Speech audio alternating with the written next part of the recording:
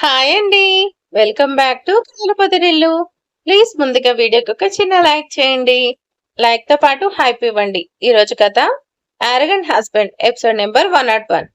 కథను రచించిన వారు చిన్ను గారు, వాయిస్ ఓవర్ శ్వేత. ఇక లేట్ చేయకుండా కథలోకి వెళ్ళిపోదాం. విశాల్ సిచ్యువేషన్ ఏంటి? అక్కడే అందరూ వెయిట్ చేస్తుంటే అప్పుడే బయటకు వచ్చిన డాక్టర్ ని చూస్తూ అడుగుతాడు Harsha. Nothing to him. 1 week లో రికవర్ అవుతాడు. కాసేపట్లో స్పృహలోకి వస్తాడు. మీరెళ్ళి చూడొచ్చు. ఈవినింగ్ డిశ్చార్జ్ చేస్తాను. మీరు తీసుకెళ్లిపోవచ్చు అంటూ డాక్టర్ చెప్పి వెళ్ళిపోతాడు. మహి, ఏంటి అక్కడే ఆగిపోయావు? ముందు నువ్వే వెళ్ళాలి, వెళ్ళు అంటూ హర్ష మహిని లోపలికి పంపిస్తాడు. మహి లోపలికి వెళ్లేసరికి బెడ్ మీద పడుకుని ఉన్న విశాల్ని చూసి ఏడుస్తూ వెళ్లి విశాల్ని పట్టుకొని చూస్తుంది. మేడం, పేషెంట్ ని డిస్టర్బ్ చేయకండి అంటూ నర్స్ చెప్పగాని ఇంకా మహి కాసేపు చూసి బయటకు వచ్చేస్తుంది.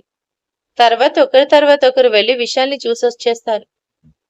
మహి బాధగా అక్కడే ఉండి విశాల్ ఎప్పుడు కాన్షియస్ లోకి వస్తుందా అనేది చూస్తుంది.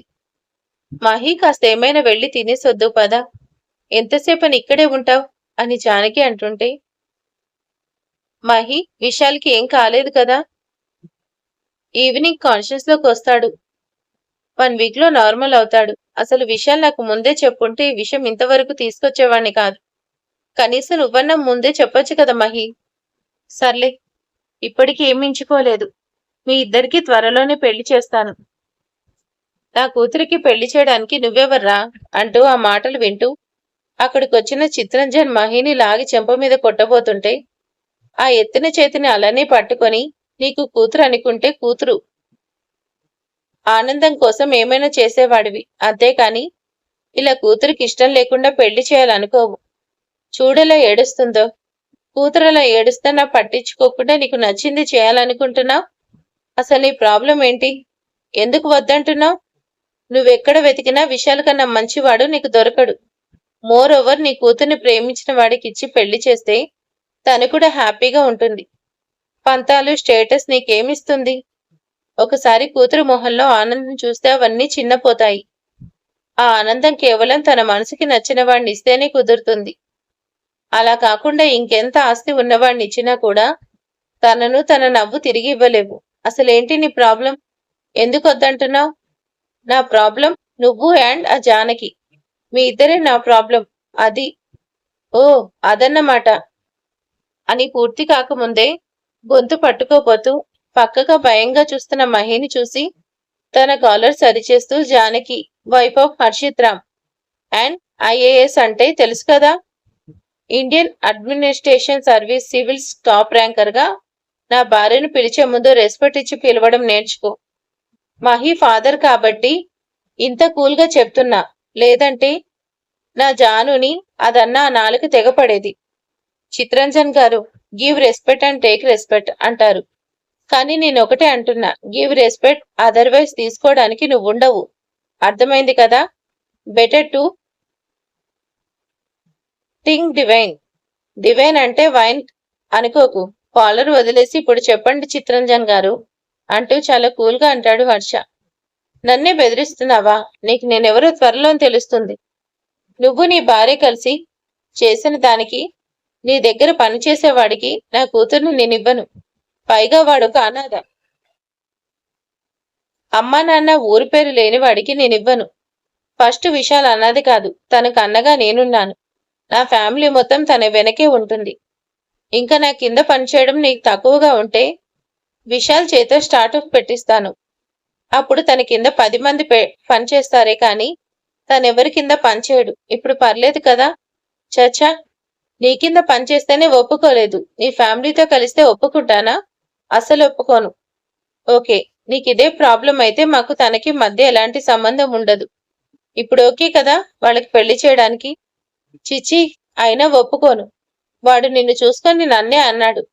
వాడి తల నా కాలికి తాకితే అప్పుడు ఆలోచిస్తాను.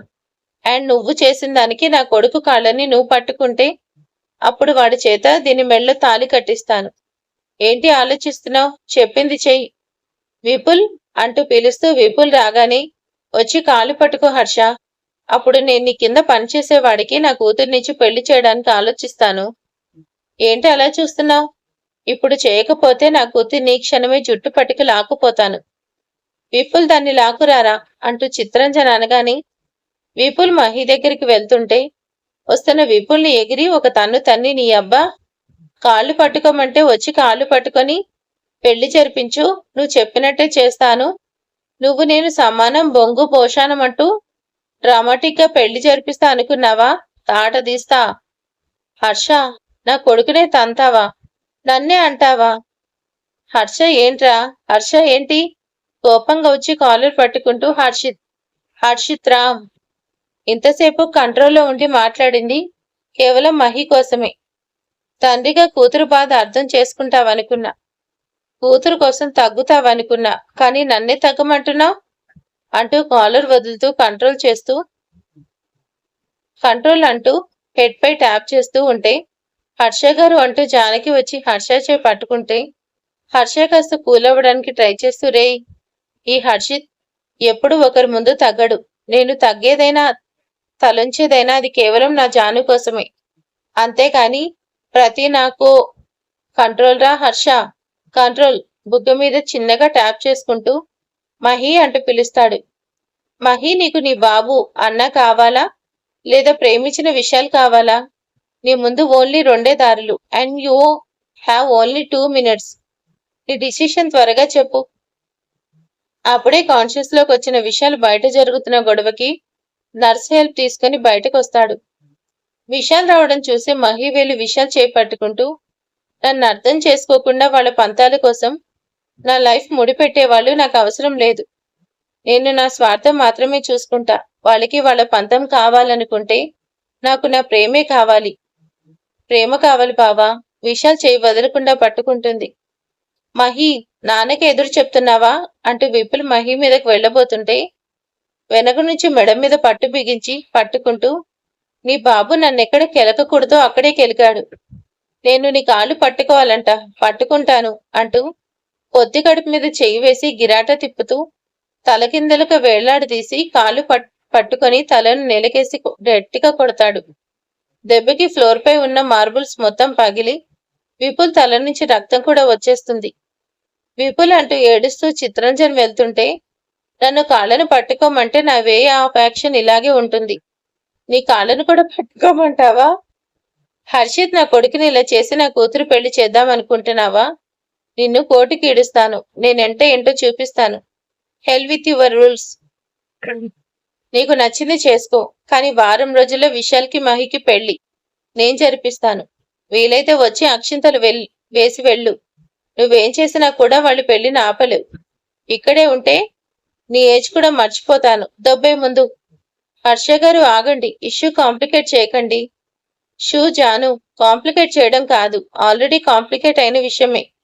వాళ్ళు చెప్తే వినేవాళ్ళు కాదు, ఎవరెలా చెప్పాలో అలానే చెప్పాలి. ఇలాంటి వాళ్ళకి ఇదే కరెక్ట్. చూడు, నువ్వు చట్టంతో వస్తే అది నీకే ప్రాబ్లం. లాయర్కి స్పెషల్గా చెప్పే అవసరం లేదనుకుంటా. మహి మేజర్ అయిన అమ్మాయికి పెళ్లి విషయం తన ఇష్టం. నువ్వు చట్టంతో వస్తావో నేను చూస్తాను. కానీ మహి విశాల్ పెళ్లి మాత్రం తప్పకుండా జరిగి తీరుతుంది.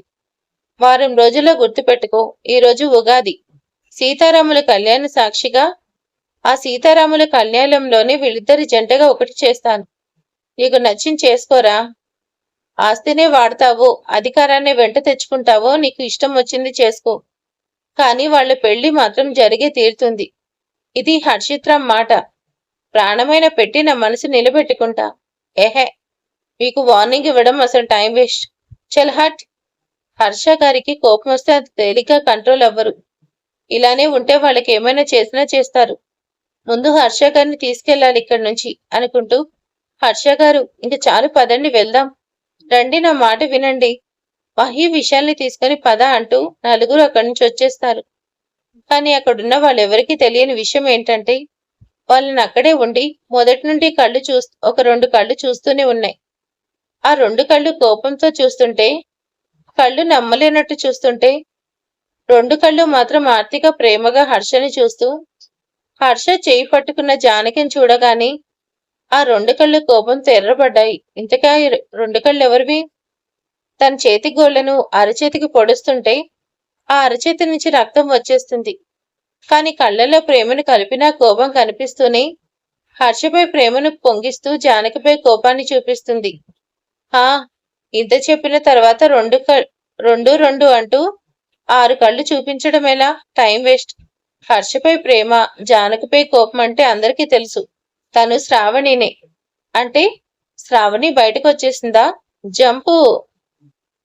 వారం రోజుల తర్వాత జానకి, హర్ష ఇద్దరు కూడా కూర్చొని తమ ఎదురుగా జరుగుతున్న దాన్ని చూస్తున్నారు. జానకి కళ్ళల్లో ఆనందం క్లియర్గా కనిపిస్తూనే హర్ష జానకిని అబ్బురంగా చూస్తున్నాడు. హర్ష గారు, నన్ను కాదు, అక్కడ ఎదురు చూడండి. అంత కష్టపడి విశాల్ మహి పెళ్లి చేయిస్తున్నారు కదా. పెళ్లి చూడకుండా నన్ను చూస్తే ఏమొస్తుంది హర్ష గారు? అక్కడ చూడండి, మీ కూతురు తోడి పెళ్లి కూతురు అయింది. ఆ ఆనందం అంతా కూడా నాకు నీ కళ్ళతోనే కనిపిస్తుంది జాను. హర్ష గారు, అటు చూడండి బాబు అంటూ హర్ష తల తిప్పుతుంది. జంటగా ఉన్న విశాల్ మహిళను చూస్తూ చిన్న స్మైల్ ఇస్తాడు హర్ష విశాల్ వైపు చూసి. విశాల్ కూడా చిన్న స్మైల్ చేస్తాడు. అంతలోనే మాంగళ్యధారణ కానివ్వండి అన్న పంతులు గారి మాటకు విశాల్ పసుపు తాడు తీసుకుని మహిమేళ్ళలో 3 ముళ్ళు వేసేస్తాడు. కావేరమ్మ, కాస్త జంటను ఆశీర్వదించు, తర్వాత వీడియో తీసుకుందువు అని ఆనందరావు అనగానే, ఏవండి,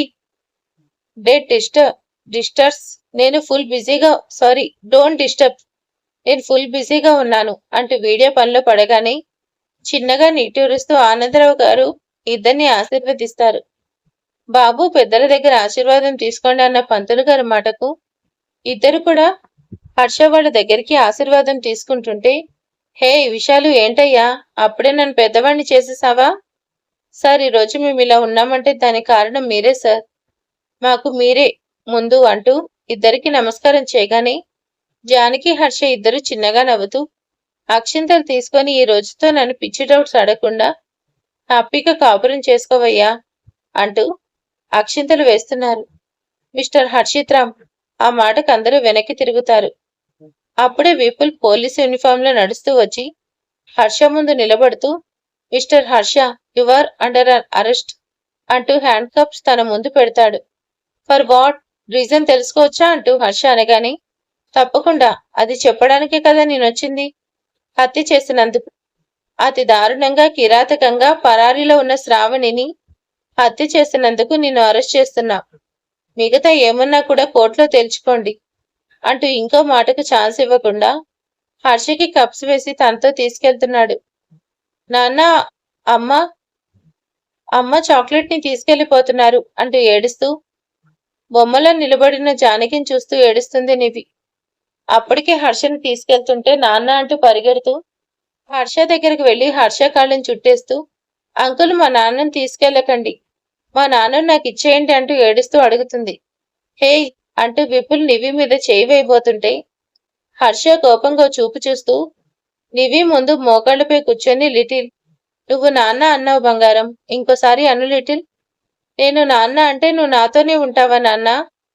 అలా ఉంటానంటేనే అంటాను, లేదంటే అనను అంటూ ముద్దుగా ఏడుస్తూ అంటున్న నివి బుగ్గ మీద కిస్ చేస్తాడు. హర్ష గారు అంటూ ఏడుస్తూ జానకి హర్ష దగ్గరికి రాగానే, జాను అంటూ తన కళ్ళు తుడుస్తూ, నాకేం కాదు, నువ్విలా డల్ అవ్వకు, నివి ఇంకా భయపడుతుంది, నివి జాగ్రత్త, అండ్ నువ్వు కూడా ధైర్యంగా ఉండు. చిన్నగా స్మైల్ చేసి జానకి కన్నీళ్లు తుడుస్తుంటే, ఇంకెంతసేపు అంటూ విపుల్ హర్షను తీసుకొని జీప్లో వెళ్ళిపోతాడు. అమ్మ, నాన్న కావాలి అంటూ నివి ఏడుస్తుంటే, నివి నాన్న వచ్చేస్తారు అంటూ జానకి హర్ష వైపు ఏడుస్తూ చూస్తుంది. జానకి, చిన్నాను పోలీసులు అరెస్ట్ చేయడం ఏంటి? అసలేం జరుగుతుంది? శ్రావణి మళ్ళీ ఏం చేసింది? హర్ష నిజంగానే శ్రావణిని హత్య చేశాడా? తను చేసిన దానికి తనను చంపేసిన తప్పు లేదు, కానీ హర్ష హత్య చేయడం ఏంటి? రెడిక్లెస్. సార్, హర్ష గారు మాటిస్తే ప్రాణం పోయినా కూడా ఆ మాట తప్పరు. నాకు హర్ష గారు మాట ఇచ్చారు శ్రావణిని ఏం చేయనని. నాకు హర్ష గారి మాట మీద నమ్మకం ఉంది. ఎలాంటి సిచ్యువేషన్ వచ్చినా కూడా హర్ష గారు నాకు ఇచ్చిన మాట తప్పరు. మరి ఇదంతా ఏంటి జానకి? అసలేమయ్యుంటుంది? చిన్న కూడా ఎందుకు మౌనంగా ఉన్నాడు? సార్, వాటినన్నిటికీ ఆన్సర్ కూడా హర్ష గారి దగ్గరికి వెళ్తేనే తెలుస్తుంది. ముందు శ్రావణి హత్య జరగడం ఏంటి? నేను తెలుసుకుంటాను. మీరేం కంగారు పడకండి సార్. మీకేమన్నా అయితే హర్ష గారు మళ్ళీ టెన్షన్ అవుతారు. మీరు ప్రశాంతంగా ఉండండి. ఎలా జానకి? ఇప్పుడిప్పుడే చిన్న జీవితంలోకి ఆనందం వచ్చి మీరంతా సంతోషంగా ఉన్నారు. అంతలోనే ఇలా అయ్యింది. మళ్ళీ చిన్న సమస్యల సుడిగుండంలో చిక్కుకుపోయాడు. వాడికి ఇలా ఎందుకు అవుతుంది? ఎప్పుడు వాడే ఎందుకు ప్రాబ్లమ్స్ ఫేస్ చేస్తూ ఉంటాడు? చిన్నప్పుడు అమ్మ ప్రేమకు దూరమయ్యాడు. అమ్మలా వచ్చింది, అమ్మ కాలేకపోయింది. ప్రేమించిన ప్రేమకు ఇన్నేళ్లు దూరమయ్యి ఇప్పుడే కూతురికి భార్యకు దగ్గరయ్యి ఆనందంగా ఉంటున్నాడు. అంతలోనే ఇలా అయ్యింది. ఏంటి? చిన్న కళ్ళలో ఆనందం నేను చూస్తే అది మళ్ళీ రెప్పపాట్లోనే దూరం అవుతుంది. సార్, మీరిలా డీలా పడిపోకండి. నిజ నిజాలు అవే బయటపడతాయి. నా భర్తకి ఏం కాకుండా నేను చూసుకుంటాను. హర్ష గారి మీద నాకు నమ్మకం ఉంది. నాకు కొంచెం టైం ఇవ్వండి, నేను తెలుసుకుంటాను. అమ్మా, నాకు చాక్లెట్ కావాలమ్మా, నేను చాక్లెట్ ని చూడాలి అంటూ నివి ఏడుస్తూ అడుగుతుంటే జానకి నివి దగ్గరికి తీసుకుంటూ, నువ్విలా ఏడిస్తే మీ చాక్లెట్ కి నచ్చుతుందా? ఏడ్చే వాళ్ళంటే నచ్చదు కదా. నువ్విలానే ఏడుస్తుంటే రేపు వచ్చిన తర్వాత నీతో మాట్లాడడు, ఆడుకోడు. అందుకే నువ్వు స్ట్రాంగ్ గా ఉండాలి. నేను ఏడవకుండా ఉంటే చాక్లెట్ వచ్చేస్తాడా అంటూ కళ్ళు తుడుచుకుంటూ అడుగుతుంది నివి. హా బంగారం, నువ్వు ఏడవకుండా ఉంటే తప్పకుండా చాక్లెట్ వచ్చేస్తాడు. నివికి ధైర్యం చెప్పి జానకి బయటికి వెళ్తుంటే, అమ్మా నేను వస్తాను అంటూ నివి జానకి వెనకే వస్తుంటే, నివి నువ్వు ఇప్పుడు వద్దమ్మా, నేను నిన్ను తర్వాత చాక్లెట్ దగ్గరికి తీసుకెళ్తాను. ఇప్పుడు అమ్మని వెళ్ళనివ్వమ్మా అంటూ నివిని ఆనందరావు గారిని అప్పగిస్తూ జానకి వెళ్తుంటే, జానకి మేడం నేను వస్తాను అంటూ విశాల్ రాబోతూ మహితో ముడిపడిన బ్రహ్మముడికి ఆగుతూ మహి వైపు చూడగాని మహి నవ్వుతో ముడి విప్పేస్తూ, ముందు బావ, తర్వాతే మనం విశాల్. ఈ టైంలో నువ్వు నా పక్కన ఉండడం కన్నా అక్క పక్కనే ఉండాలి. అక్కకిప్పుడు నీ సాయం చాలా అవసరం ఉంది. విశాల్ మహికి హర్షం మీద ఉన్న ప్రేమకు నమ్మకాన్ని థ్యాంక్స్ మహి అన్నట్టు చూస్తూ జానకి వెనకే వస్తాడు. జానకి కారు ఎక్కగానే విశాల్ కార్ స్టార్ట్ చేస్తాడు. మిస్టర్ హర్షిత్ రామ్, ఇప్పుడు నిజం చెప్పు. నువ్వెందుకు శ్రావణిని చంపేశావు? లుక్, నేనిప్పుడు నువ్వు అడిగే ఏ క్వశ్చన్ కి ఆన్సర్ చేయను. ప్రైమరీ సస్పెండ్ కింద నన్ను అరెస్ట్ చేశారు. నా లాయర్ వచ్చిన తర్వాత నేను నా లాయర్తోనే డిస్కస్ చేస్తాను. అప్పుడే మీకు ఆన్సర్ చేస్తాను. మోర్ ఓవర్, నేనే హత్య చేయలేదు. ఇంకేమైనా ఉంటే నా లాయర్ ఇచ్చిన తర్వాత మాట్లాడతాను. లాయర్ నీకే. లాయర్ సపోర్ట్ గా వస్తాడో నేను చూస్తాను. నాకు నువ్వు చేసిన దానికి, నా చెల్లి పెళ్లి చేసిన దానికి ఎక్కడ దొరకాలో అక్కడ దొరికావు. నీ కరెక్ట్ గా స్పాట్ నేను పెడతాను. ఆ రోజు చెప్పావు కదా, నీ వాళ్ళ జోలికి వస్తే వదలను అని. అందుకే నీ జోలికే రావాలని డిసైడ్ అయ్యాను. ఇప్పుడు నా టైం వచ్చింది. ఇప్పటికీ చట్టం నా చుట్టమే. నన్ను కాదని నీకే పోలీస్ హెల్ప్ చేయడు. కోర్టులో మా నాన్నని కాదని ఏ లాయర్ వాదించడానికి రాడు. ఇంకా నువ్వేం చేస్తావో నేను చూస్తాను. ఈ కేసు నుంచి నువ్వెలా బయటకు వస్తావో నేను చూస్తాను. విపుల్, నువ్వు రమ్మనగానే నీ వెనకే వచ్చేసానంటూ భయపడకు. తగ్గాననుకుంటున్నావా? ఐ రెస్పెక్ట్ ఫర్ యువర్ లా. చట్టానికి న్యాయానికి గౌరవం ఇచ్చి వచ్చాను, అంతేకాని తప్పు చేశానని కాదు, తప్పు చేసినట్టు కాదు. నిజం ఎప్పుడు గెలుస్తుంది? అండ్ నిజమే గెలుస్తుంది. నా వెనక ఎవరెవరున్నారని కాదు, నా కోసం ఎవరున్నారు అనేది చూడు. ఇన్స్పెక్టర్, మిస్టర్ హర్షిత్ రామ్ గారి భార్య జానకి వచ్చిందా? వెటకారంగా అక్కడికి వచ్చిన జానకిని చూస్తూ సర్కాస్టింగ్ గా అడుగుతాడు విపుల్. నేనెప్పుడు హర్ష గారి భార్యని, అదెప్పటికీ చేంజ్ అవ్వదు. కానీ ఇప్పుడు వచ్చింది హర్ష గారి భార్య కాదు, ఈ district collector Janaki IAS. Do you want to repeat again? Janaki IAS is the way talk to with your higher officials. కంచుకంఠంలో వినిపిస్తుంది జానకి గొంతు. జానకి గొంతు క్యాండ్ జానకి వెనక వచ్చిన డీసీపీ గారిని చూస్తూ జానకి సెల్యూట్ చేస్తాడు విపుల్. జానకి అక్కడి నుంచి నేరుగా నడుస్తూ వచ్చి విపుల్ సీట్లో కూర్చుంటుంది. విపుల్ ని సీరియస్ గా చూస్తూ, ఈ రోజు మార్నింగ్ 11 కి టెంపుల్ లో రామ్ సీఈఓ మిస్టర్ హర్షిత్ రామ్ గారిని అరెస్ట్ చేశావు. ఆన్ వాట్ బేసిస్ అరెస్ట్ చేశావు? అండ్ తను చేసిన క్రైమ్ ఏంటి? స్ట్రైట్ పాయింట్ లోకి వస్తూ అడుగుతుంది జానకి. మేడం, హర్షిత్ పరారీలో ఉన్న శ్రావణి అనే సైకోని రుక్లెస్ గా మర్డర్ చేశాడు. మర్డర్ చేయడమే కాకుండా ఆ బాడీని సిటీకి దూరంగా తీసుకెళ్లి కిరాతకంగా కాల్చి చంపేశారు. వాట్? ఇలా నోటితో చెప్పేస్తే సరిపోతుందా ఎలాంటి ప్రూఫ్స్ ఉన్నాయని? సిటీలోని టాప్ మోస్ట్ ఇండస్ట్రియలిస్ట్ అయిన తనని ఎలా అరెస్ట్ చేయగలవు? మేడం, మీరు ఇష్యూ చాలా పర్సనల్ తీసుకుంటున్నారు. మీ హస్బెండ్ అనేసి మీరు ఇలా ఇన్వాల్వ్ అవ్వడం బాలేదు. Mister Vipul, you crossing your limits. No madam, I mean my limits. మీరు మీ అధికారాన్ని అడ్డు పెట్టుకొని నన్ను సాక్ష్యాలు చూపించమని అడుగుతున్నారు. కానీ ఇప్పుడు మీకు ఆ సాక్ష్యాలను చూపిస్తే కేసు తారుమారు చేయరని ఏంటి? ఈ పవర్ అడ్డు పెట్టుకొని నేను నా డ్యూటీలో సిన్సియర్గా ఉంటాను. ప్రూఫ్ అన్ని కూడా నేను కోర్టులోనే సబ్మిట్ చేస్తాను. And I have the solid proofs. మీరు నన్ను ప్రెజర్ చేస్తే నేను మీకు ఎగనెస్ట్ గా కంప్లైంట్ చేస్తాను. నువ్వేం చేయలేవు అన్నట్టు జానకి వైపు చూసి నవ్వుతాడు Vipul. Janaki case file close చేస్తూ, okay mister sincere police officer, అలానే సిన్సియర్ గా వర్క్ చేయండి. I appreciate for that. కానీ ఒకటి గుర్తుపెట్టుకో, ఎప్పుడూ న్యాయమే గెలుస్తుంది. నేను కూడా ఆ న్యాయానికి సపోర్ట్ గా ఉంటాను. హర్ష గారు ఎప్పుడు తప్పు చేయరు, ఇచ్చిన మాట తప్పరు. అది నాకు హర్ష గారి మీద నమ్మకం. నిజ నిజాలు తప్పకుండా బయటపడేలా చేస్తాను. Madam, you crossing your words. Mister SP, can I talk to you Harshit? Madam, మీకు తెలియని రూల్స్ కాదు కదా. నిందితుడిని కలవడానికి రూల్స్ ఒప్పుకో. First your mind your words. Harsha garu, ఇంకా సస్పెక్ట్ కోడ్ మాత్రమే, అగ్రీస్ కాదు. కోర్టు చెప్పే వరకు సస్పెక్ట్ కోడ్ మాత్రమే. డీసీపీ గారు, నేను హర్ష గారితో మాట్లాడాలి. ఓకే మేడం, మీరు వెళ్ళి కలవండి. Okay sir.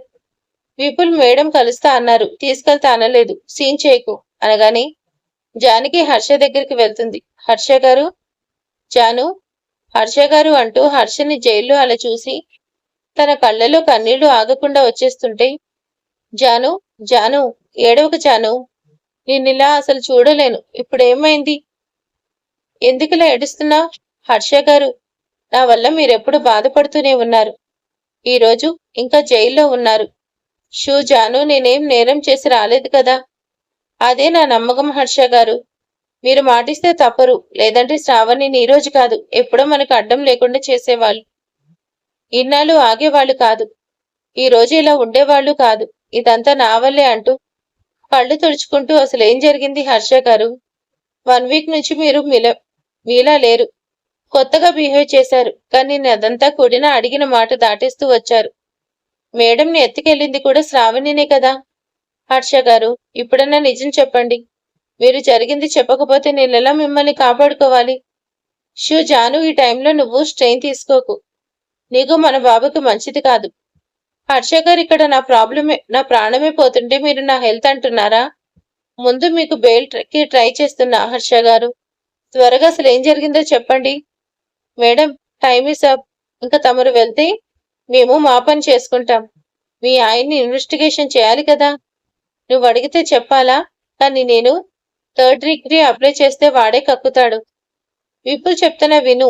హర్ష గారు ఒంటి మీద చేయి వేస్తే మాత్రం జాను, నువ్వు వెళ్ళు. విశాల్, జాను జాగ్రత్త. సార్. విశాల్, నువ్వు కూడా ఏంటయ్యా ఈరోజే పెళ్లి చేసుకున్నావు? అలా డల్గా ఉండకు, కాస్త నవ్వు, లేకపోతే మహి ఫీల్ అవుతుంది. మేడం కదలండి మేడం అంటూ విపుల్ అంటుంటే జానకి హర్షను మరోసారి చూసి అక్కడి నుంచి బయటకు వస్తుంది. మరిక తర్వాత ఏం జరగబోతుంది? శ్రావణి చనిపోవడం ఏంటి? అసలు ఏమైంది? శ్రావణి నిజంగా చనిపోయిందే, లేకపోతే ఏదైనా ప్లానా? చూద్దాం, నెక్స్ట్ పార్ట్లో ఏమైనా తెలుస్తుందేమో. Thank you for watching. Like చేయండి, సబ్స్క్రైబ్ చేసుకోండి. Thank you.